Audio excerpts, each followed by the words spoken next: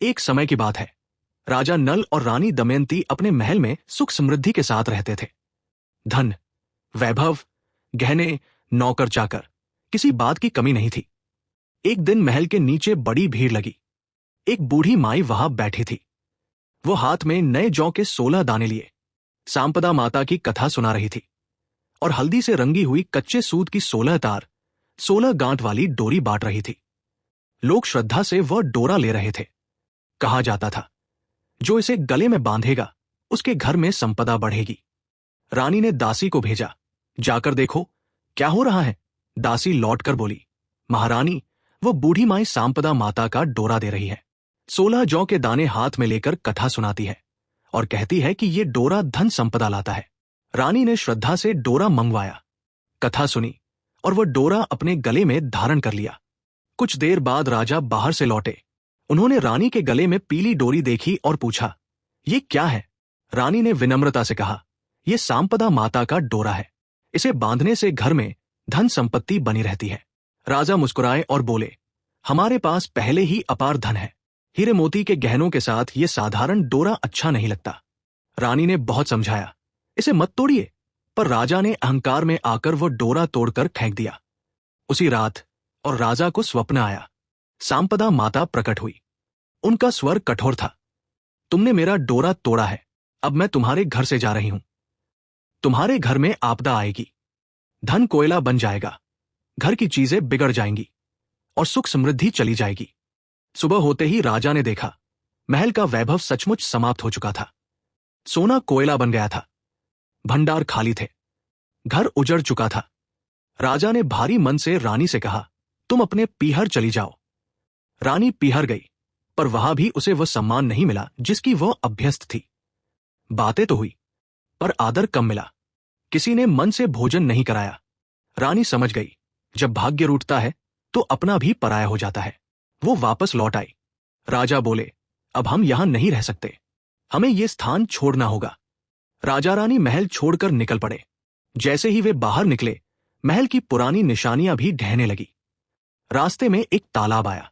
राजा ने 2 तीतर पकड़े और रानी से कहा, मैं स्नान कराता हूं, इन्हें भून रखना। रानी ने वैसा ही किया, पर जब वे खाने बैठे तो भुने हुए तीतर भी उड़ गए। इतनी विपत्ति कि पका हुआ भोजन भी हाथ में नहीं टिकता था। वे रिश्तेदारों के यहां गए, पर हर जगह संदेह और अपमान मिला। कहीं कोई वस्तु गायब हुई तो दोष उन्हीं पर आया। लोग कहने लगे, ये चुरा ले गए। दुखी होकर वे वहां से भी चले जाते। अंततः वे एक माली के बाग में पहुंचे। बाग सूखा पड़ा था, पर जैसे ही रानी ने वहां कदम रखा, सूखे पेड़ हरे होने लगे। माली आश्चर्यचकित हुआ। उसने पूछा, तुम कौन हो? राजा बोले, हम भिखारी हैं, शरण दे दो। माली ने उन्हें रहने दिया। रानी ने कहा, मैं भारी काम नहीं कर पाऊंगी। माली बोला, तुम फूलों की माला गूंथ लेना और बाजार में बेच आना। राजा कुएं से पानी भरने में मदद कर देगा। रानी बाजार में साग बेच रही थी। वहीं कुछ स्त्रियां कथा सुन रही थी। उन्होंने कहा, जरा ठहरो, हम सांपदा माता की कथा सुन रहे हैं। रानी चौंकी, उसकी आंखें भर आई। वह बोली, मैंने भी ये डोरा बांधा था, पर मेरे पति ने तोड़ दिया। 12 वर्षों से माता नाराज है। यदि अब भी कृपा हो जाए तो मैं फिर से डोरा धारण करूंगी। उसी रात राजा को फिर स्वप्न आया। सांपदा माता बोली, मैं वापस आऊंगी।